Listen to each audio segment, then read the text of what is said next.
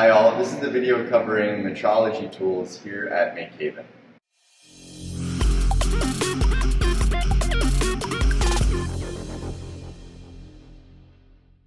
This is the metrology sort of corner, and we're going to cover some of the concepts and then the tools in this area so that you can apply them to all the other tools in the space. Metrology is broadly the study or practice of measuring things, and in metalworking you often need to measure things to a very fine degree. So if you're coming from woodworking, where you might measure to a 32nd of an inch or maybe a 64th, here it's a whole different ball game, super duper fine measurements where you really want things to be perfectly flat, and even control for things like temperature, and it's just there's a much higher degree of precision involved. So to cover just some of the basic words that we use, we're just using the imperial system, so inch-based system. So if you have 1 inch, which is like in woodworking, for example, what you would normally talk about, here in metalworking, we normally talk in thousandths of an inch. So 0.001 inches is 1,000th of an inch. So if you were to say like take 20 off that piece of metal, that would mean take 20 thousandths of an inch off of it. Or 200 would be 200 thousandths, which is 0.2 inches. And then just for reference, a hair is about 1,000th of an inch thick. So that's a pretty small amount, and then that's not even the smallest amount. And then you can also talk in tenths. So a tenth is 1/10 of a thousandth. So if you wanted to say like you're removing 1.5 thousandths, that would be 15 10,000ths. So there's different ways of saying it, but that's the general idea. Often when you look at a diagram that says the piece that you're going to make, either that you've made or someone else made, it'll have tolerances on that diagram. So we'll say the measurement, it wants this to be 2.5 inches plus or minus 2 thousandths. So that means that it can be 2.5 inches, but if it's 2 thousandths bigger or smaller, that's okay, but any more than that won't be okay. Because in general, when you make something, you're not going to make it perfect. If you get a good enough measuring tool, you'll always find that it isn't quite perfect. But you need to know how perfect it needs to be, how close to perfect it needs to be. Right here on this drawing, you can see an example of a tolerance where it says there are 2 diameters of 600 thousandths plus or minus 15 thou. So it's okay if it's above or below that amount by 15 thou here. Sometimes when you have a drawing, it will say under the tolerances, generic tolerances, that for any given fraction or degree you can have those tolerances unless otherwise specified. Like we had, say over here where they want that one within 2 thousandths, which is pretty close. So because the precision here is so important, and it's so fine, it's really important to keep everything clean and to treat things really nicely.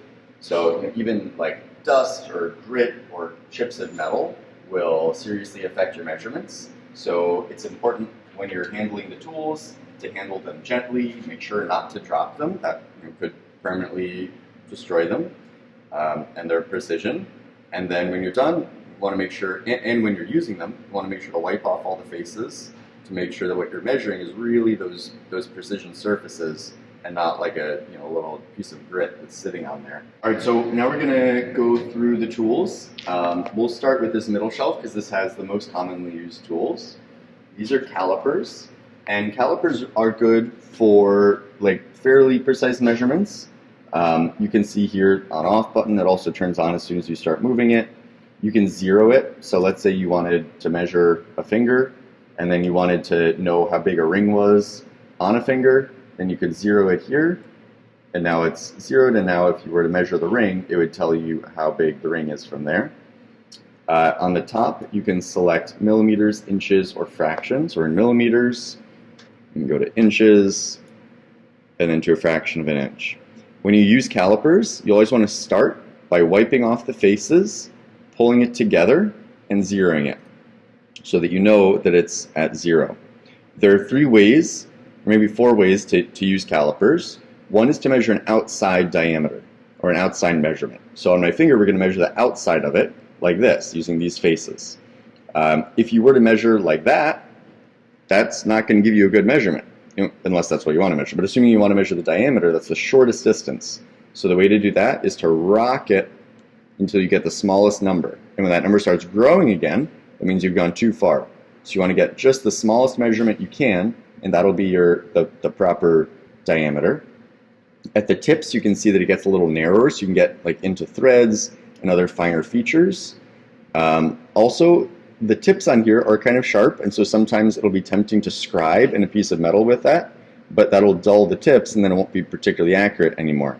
So you should not do that. You should use a proper scribe to mark your lines. On the top, this little knob will lock it.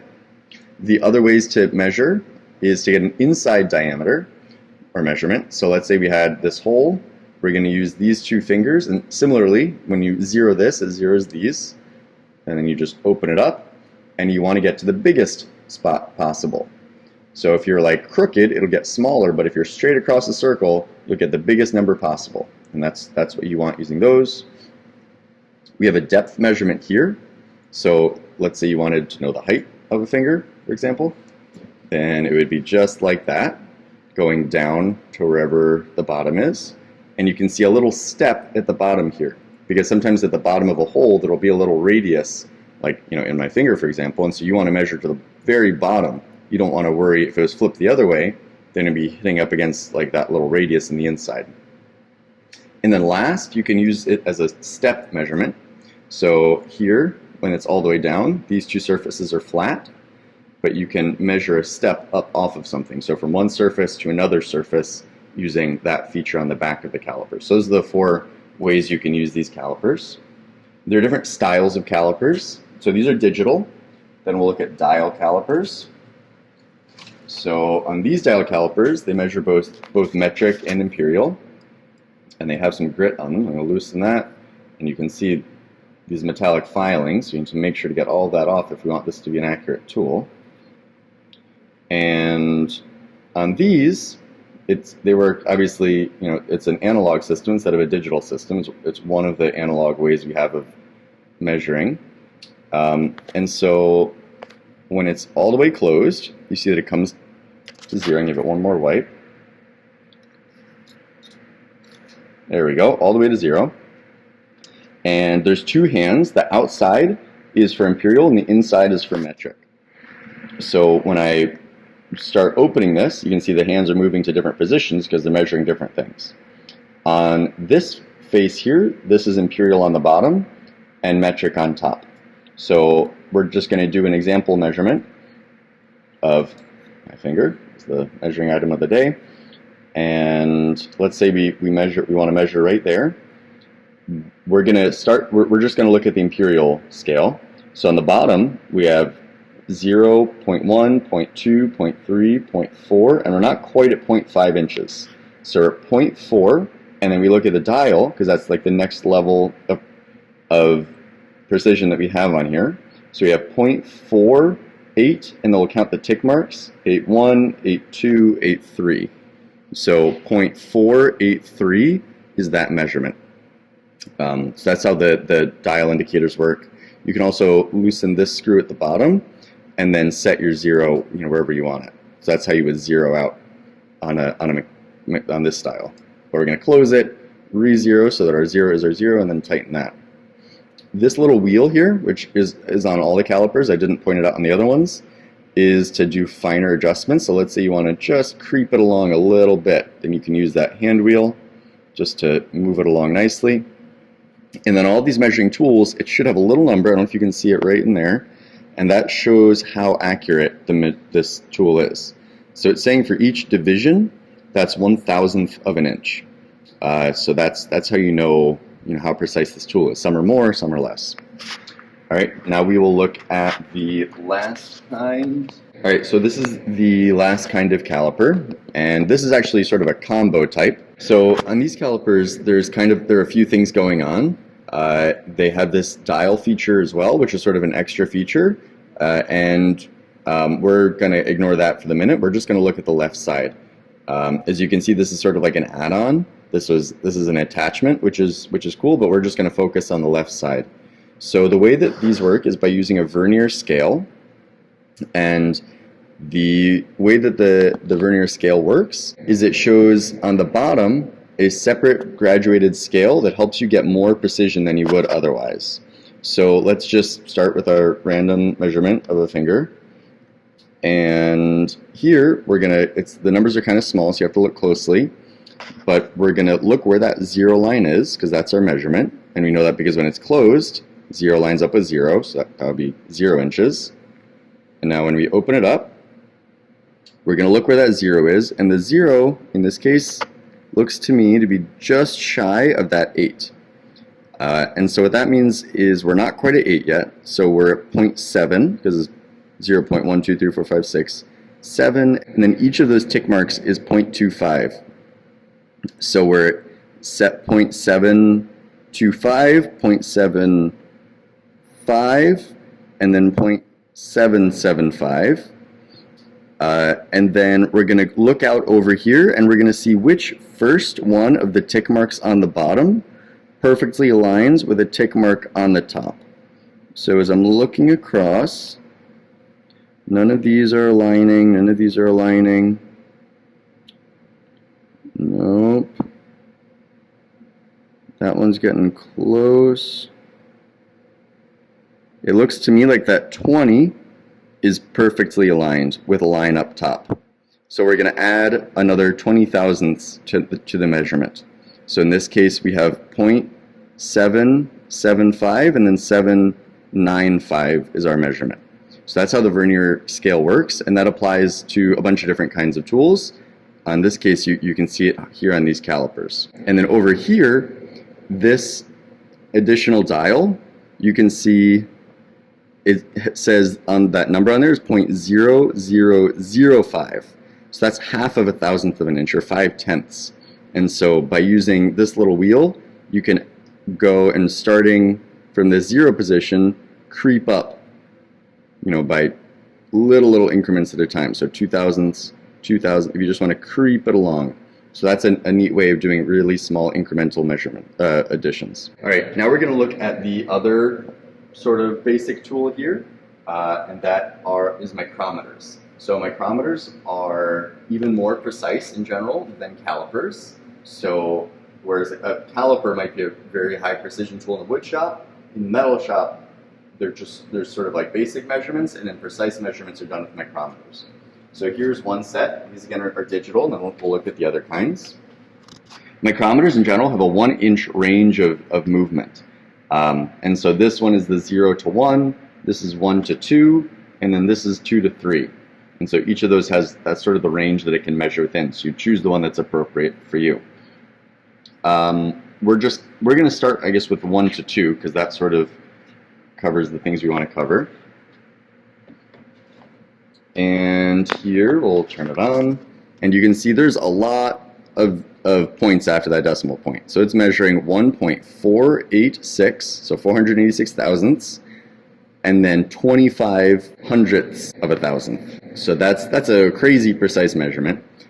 For that to be useful, you need to make sure that these anvils are really clean, these surfaces. These are carbide measuring surfaces, so they're really hard and flat. And when we zero it out, we need to make sure that those surfaces are clean too. So we can't close this all the way, because this only goes from 1 to 2 inches. So what we have to do is get a tool from here, and this one's too long.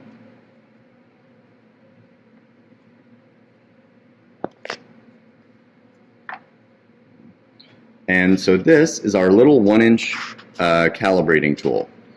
So with our 1-inch calibrating tool, we're going to clean the ends of you as well, and put it in here, and then we're going to close on it and make sure that it reads 1 inch, so we know we got the right thing. So we have 2 wheels on the back side here, and we're going to move a little more quickly with just the small one, because your fingers can move that more quickly, and then you'll see what the big one's for in a minute.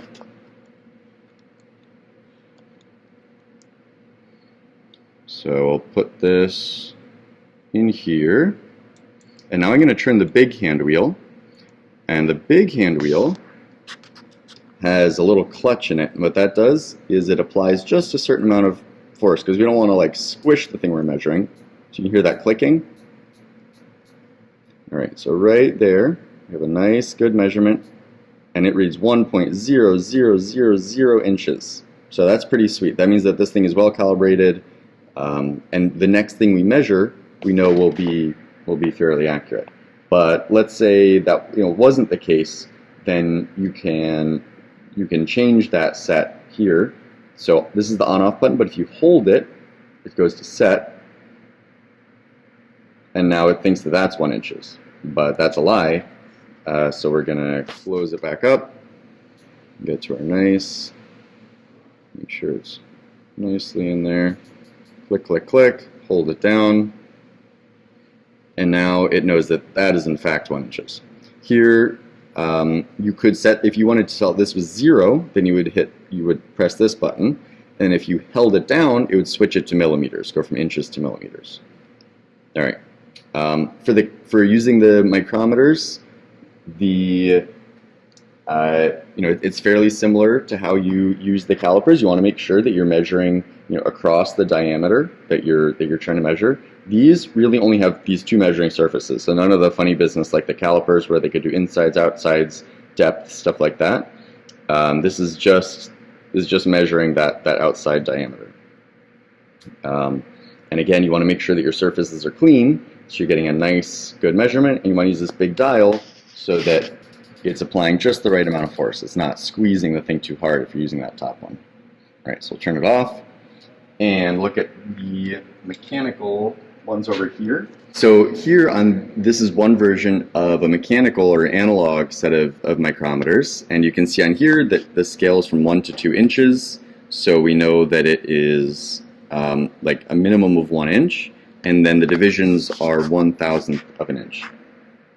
Looking over here, so we know that it's already this locked. I'm just going to unlock it so we can spin this. And let's say we got our measurement after we cleaned the anvils and it was nice and snug using this outer wheel, which applies just a certain amount of friction. So it's turning, but once it hits a certain amount, it slides. So that's the alternative to the clicking technique. Then on these little lines, we can see just what it's closest to. So I'll lock that so it doesn't move on us. So we know we're at 1 inches already, because this is the 1 to 2 inch micrometers. And we would already have zeroed this before we took our measurement using one of the standard blocks. And so we'll see it's 1 point, and then 1, 2, and each of those divisions is 0.25. So it's 1.225. And then we're just going to add from there the number from the top. So it would be 0 if it was there, but it's 0, and then 1/1000th, 2, 3, and we're just at about 3/1000ths. So we're going to add that to our measurement. So 1.225 plus 3/1000ths is 1.228. So that's our measurement. And if at some point you're like, I forget how these things work, I just want to verify this, then you can grab the digital calipers and do an inside measurement just as a sanity check to make sure you remember what you're doing. And then we'll look at a vernier set of micrometers like this one.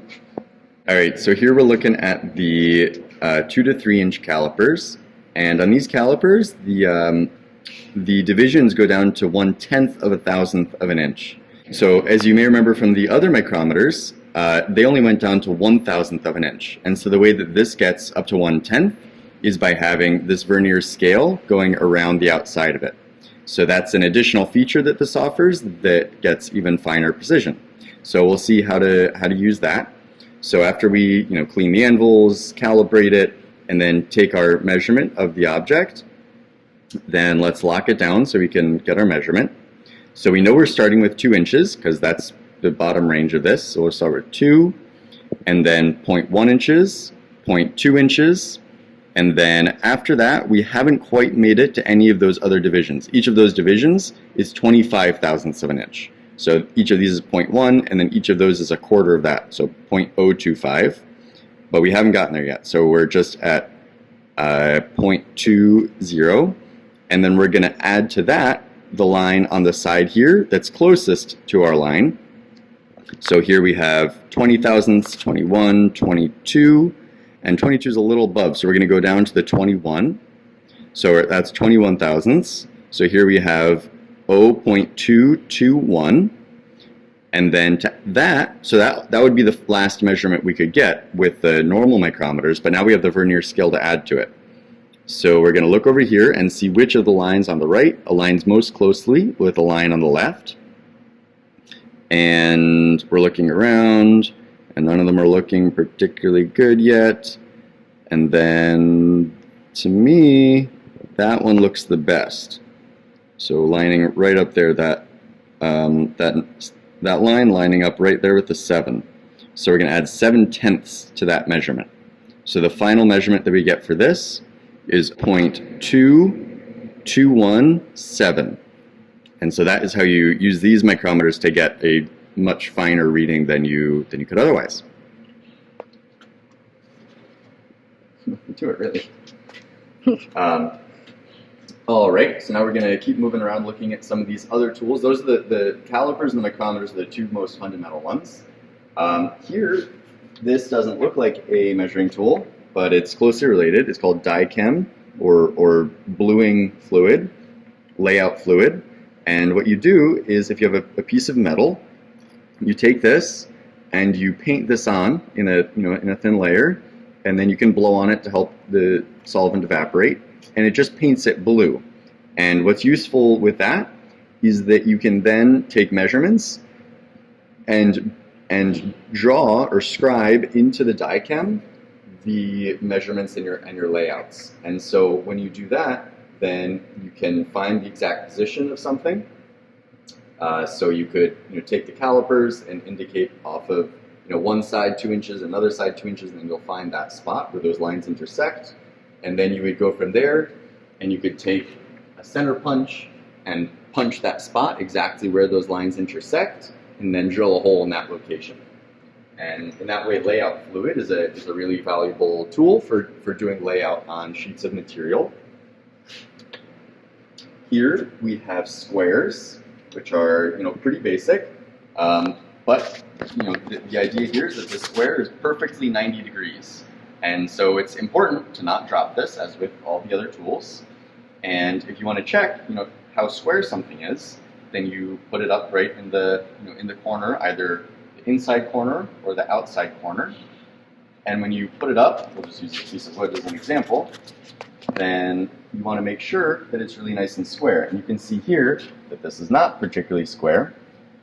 Normally, it would be a closer fit, and then what you could do is hold it up to the light, and you can see if any light is coming through along that edge, along that blade, and that will tell you, whether it's square enough. So this doesn't give you a number. This tells you it's a comparison. So this is 90, we know, and then how close is that to something else? I think that's a good time to introduce our other measuring tool over here. So this is the surface plate. A surface plate is just a flat surface, and this one is a pretty huge one made out of granite, and it's not to be used as a work table for other stuff because it's meant to be a precision tool, and it's good just to give it a wipe off when you're using it to make sure there isn't grit and grime on there. And then when you measure something, you can know that that is flat. And then you can take something else, and you want to wipe it off to make sure everything's nice and clean, because otherwise your measurements mean nothing. And then you can hold it up and really see if something's square enough. And in this case, when you look down, I don't see any light coming through top or bottom. So that means that this piece, this angle here, we can say with some amount of confidence is pretty close to 90 degrees. So that's one use of our surface plate. We'll go back over here, and next we have indicators. So these are different kinds of indicators, and this is one of the more commonly used types. These are dial indicators. And the way that these work is these have a little arm sticking off the end, and they tell you how much it's deflecting. So here we can see that these measure down to 5/10 of an inch. That's what the smallest gradations are. And so you can use that in a lot of different ways when you're metalworking. So you can run this along the length of a piece in the lathe and see how much deflection there is, along the length. You can, if you put this in the lathe and then turn your piece, you can see how much run out there is. when you turn the piece. How much this is varying shows how non-circular your piece is or how poorly it's held in the chuck. When you are tramming a bridge port, you can use this to see how square the head or the vise is. With this particular indicator holder, there are different ways of holding things. There's little dovetails on here, so I'm just going to loosen this up a little bit and then slide it in here and clamp it down. And then this is a mag base or magnetic chuck base, and so you could clamp this on to something by turning this from minus to positive. Now it'll clamp on, and then you can touch this on your face. When you're using, and then I'm going to release it so I don't accidentally stick that to something. It's important not to jam these, so you don't want to be, let's say you're doing this along the table of a bridge port, you don't want this to go down into a T-slot and then get slammed because it's a sensitive instrument, so be mindful of that. You want to have a little bit of preload on here, so you don't, in general, let's say you're measuring the runout on a cylindrical thing on the lathe, you don't want to set it just so it's barely touching. You want to set it so there's a little bit of preload on there so that you can clearly see the movements. And that's how you know that you're getting an accurate measurement. Because when you start from here, it's a little bit funny just at the ends of that measurement. So you want to put a little preload on it. Down here, this is just a fine adjust. So you mount it, you get it close to your piece, and then you can just get it closer or farther by little bits with that screw. And there are a bunch of other accessories that we have for the indicators to hold them in different ways. Is to hold it onto the quill of a bridge port. So you can put the indicator here and then clamp this on and then swing around, say to find the middle of a hole or to find the outside diameter of a piece or to tram the head. That's pretty useful. And then back in this corner, these are called transfer punches. And the transfer punches each are a certain size and just have a sharp tip at the end. So let's say you had a 1/4 inch hole going through a piece and you wanted to drill another hole in another piece behind it to put a bolt through to bolt them together. Well, you want those holes to line up. And so you take this 1/4 inch pin and put it through the 1/4 inch hole and tap it with a hammer, and then it'll transfer the position of that top hole to the bottom piece with that sharp pin. And that's what the transfer punches are for. And then we are going to move to the top shelf, and these are largely just variations on the measuring tools below. So these are depth gauges, which as you can see are just calipers that are sort of arranged a little differently for measuring the depth of something. So let's say we wanted to see how thick this foam was, you could go like that and go down into a hole or something else. So this has a pretty wide face, so this would work well for a big hole where you wanted to measure in the middle, versus the calipers wouldn't be quite so good for a hole that big. So that's what these are for. For zeroing, you want to make sure to zero it on the surface plate or something else that's very flat to make sure that you know that those two surfaces are perfectly coplanar, in the same plane when you zero it. Here we just have some very long calipers. So these are 12-inch calipers, and I'm just turning them off. And so if you're measuring something bigger, that's useful. Here we have transfer screws. So let's say you have a threaded hole, and then the transfer punches wouldn't work so well in there. If it's threaded, then you can thread these right into those threaded holes and then tap it, and that'll transfer that screw position or that bolt hole position to something else. And then this little tool you just use to screw it in and out. Here we have our a different depth gauge. So this one, as opposed to the one we were just looking at, which is for larger measurements, this is for very small measurements. So this is accurate to 5/10. And so it has just a little needle down at the bottom, and you use this for much smaller measurements.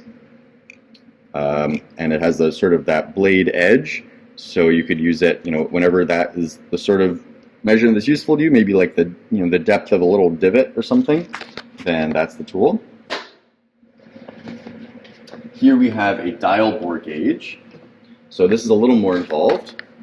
Let's say you have a hole and you want to measure the inside diameter of that hole. or bore, then sometimes this is the tool for that. It has these instructions here, and basically you take these different pins and put them into this head or this head if you're doing a smaller measurement. So you would rotate this head into the bore that you're measuring, and to get that inside diameter. This is a little involved how to use it, but the instructions are here. So just make sure to read through the instructions when you're going to use this tool. Then we have a digital protractor. So this is for measuring angles. You just turn it on, and then it will inside measure the angle and have a digital readout of the angle that you're measuring. And then this is just another micrometer. All right, now we're going to go up a level here. So these are gauge blocks, and gauge blocks are just pieces of metal that have been ground to be a very precise measurement. So here you can see that they go from 50 thousandths of an inch to 3 inches, and you can use these to calibrate other tools, or you can stack them up to get measurements to compare other things to. So here you can see, let's say you wanted to stack up a 9 and a 9.5. We grab these two gauge blocks, and these should be super precise along a certain dimension. So here, this one measures 0.9 inches, 0.00, and this is 0.950, and that's width-wise. So now if we wanted to add them together, because we wanted a stack up of 1.85, then the way you would do that is by making sure these two surfaces are clean, slide them together like that, and then rotate, and now they're stuck together, just like magic. So that's called ringing the blocks, and we've just wrung all the air out of between them, so now they're stuck together, and now if we put them together, we can use the micrometers to verify that in fact it's about, or not about, it should be 1.85. So we'll take this, make sure our anvils are clean, and then using the large dial, 1.85, and it's reading 5 hundredths of a thousandth over, which I'd say is, oh, there we go, 1.8500. So, that's verifying both the accuracy of these micrometers and of the blocks, because they agree. So that is nice. And you can use these gauge blocks in a lot of different ways, either in setups or in measuring.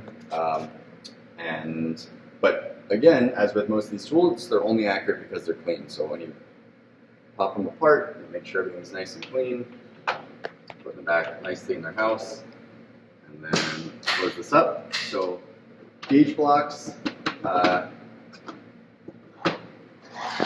cool. Then the next step from there are pin gauges. So pin gauges are similar, but they're just little pins.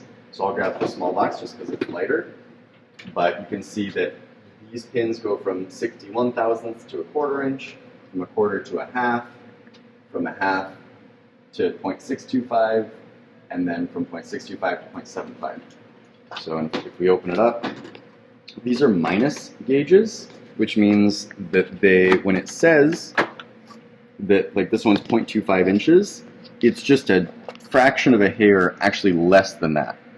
And so that means that if we had a hole that was 0.250 inches, this would go into that hole. If it was exactly 0.250, it wouldn't fit in that hole. So it's a minus gauge set, so it will fit in that hole. And that's, obviously the set only works when you have everything. So make sure to be nice to these and put them back where they belong. Up here we have very small pin gauges. So if you want a very small little hole to measure, then that's what these are for. Super teensy ones going down to 11 thousandths of an inch. And then here we have angle blocks. So angle blocks are just blocks that are a certain angle. And so here you can pick the angle whichever is useful to you. And those can again be for setup. So for putting a workpiece in a position, or to verify or to measure another piece. All right. And then over here, this is just a straight edge, so just a straight piece of metal. So if you need to make sure that something is very straight, you can use this. And then these are not quite in metrology. Well, some of them aren't. So this is another indicator on a quill clamp. And then sometimes, these are feeler gauges. So if you want to know, like there's a very thin thing, you want to measure like a crack between two things, then these feeler gauges you can put in there and you just see which fits right in that slot.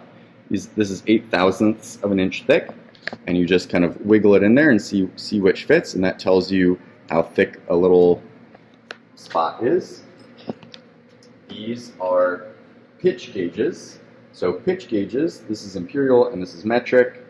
If you have a thread, then you put this into the thread, and whichever matches most closely is the thread you have. So here you can clearly see that it might be, half of that might be 6 threads per inch, because that's 12 and it's missing a whole thread.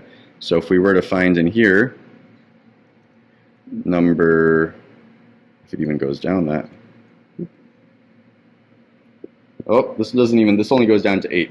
So it won't even measure the thread this big, but that's the idea, is you just see which is closest, and that is how many threads per inch. So in the imperial system, we measure TPI, threads per inch, and that is how you would measure that.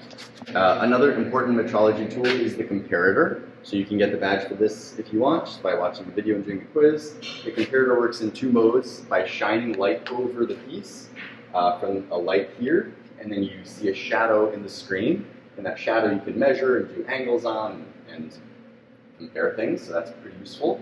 And then there's also surface mode, where these lights here that shine light and then reflect and bounce into here if you want to do surface measurements off of your piece. Then here's another tool, it's called a height gauge. So you often use this with the surface plate, and you can measure how tall something is. So you would zero it on the plate, just turn it on. So we'll zero it down here, making sure there's nothing underneath there. Got it all clean. It's measuring 3,000, so I'm just going to zero that, so we're back at 0. And then you can measure how high something is, so that's pretty cool. You can also flip this upside down if you want to measure underneath something, which, depending on what you're doing, could be useful. And then we'll just turn you off. And then I just want to touch on the tolerances that the tools are capable of. So, someone might come with a drawing, and we'll look at some drawings in a minute to understand how those work. But you need to know what you're actually capable of making on the tools. So on the bridge ports, you could probably hope to get within a few thousandths of an inch. If your tools are sharp and you make sure to lock the ways, if you're really careful, you can probably get to within a few thousandths. Similarly, on the lathes, on the lathes we have the DROs, as well as on the bridge ports we have the DROs, the digital readouts, and those will tell you exactly what your position is. And so in that way, you can get pretty precise measurements to within a few thousandths. And then on the surface grinder has effectively teensy little teeth in the form of a grinding wheel, and in that way, it can get very precise measurements, to within a few tenths of a thousandth of an inch. But if you're using just like a band saw, you can probably hope to get within maybe 20 thousandths of an inch. That's a much rougher tool, not for precision work. The water jet, if you do a calibration cut first, you can get to within a few thousandths of an inch if you really dial it in. So there's and as you're using the other tools, you'll get a sense for how precise you can get it. Some things, like if you're making bent tubes, don't need to be crazy precise in general. But if they do, then you need to figure out how to make sure that what you're doing is very repeatable and precise. So now we'll look quickly at what drawings look like and what some of those symbols mean. So when you look at a drawing, you know what they're telling you to do. While in some scenarios, you might be the one designing the part, and in which case you get to, have a very good understanding of what the part looks like in 3 dimensions. Sometimes you'll just get a drawing. If you find a drawing online for a piece to make, or someone sends it to you because they're hiring you for a job, you might need to have to look at a drawing like this and figure out, exactly what the piece looks like in your head, which can be a little tricky, and how to interpret the pieces of the drawing so that you know how to make the part. So we're just going to look at some of the most basic drawing features on here. So, for example, here it's saying it's 187 thousandths plus or minus 2 thousandths is this dimension of that, the little gap here. Also, as a note, this is called an orthographic projection. So it's showing 3 different perspectives. It could be other perspectives of a particular piece, going tops. That's what the top of the piece looks like, the front, and then the right side. And then, down in the bottom, we have some other information saying there's a surface grinding operation, the different material it might use, the tolerances, the scale that it's at. So you know that this is actually a 1-to-1 scale. And then it has some other notes here. Then over here it says, things are coplanar, so that's important. That means those 2 faces are in the same plane with each other. Here is showing that dimension from top to bottom. This line, that dotted line, is indicating the center line. So it's not it actually doesn't exist as a line. It's sort of a construction line that exists along the center line that they're measuring to, from the outside to the middle. This is showing perpendicularity, how close that needs to be. Here, obviously, we have an angle, so it's showing 45 degrees there. And then drawings can get pretty complicated, so they can have all different kinds of nomenclatures and little figures that they use to indicate exactly what they mean in a concise way. In this particular textbook, which you're obviously welcome to flip through, the NIMS textbook, it will show you some of those features, but you can also, explore them on your own or online. So I hope this was helpful, and I hope you get to use this new knowledge on the tools here at MakeHaven in the Metal Shop. Thanks for watching.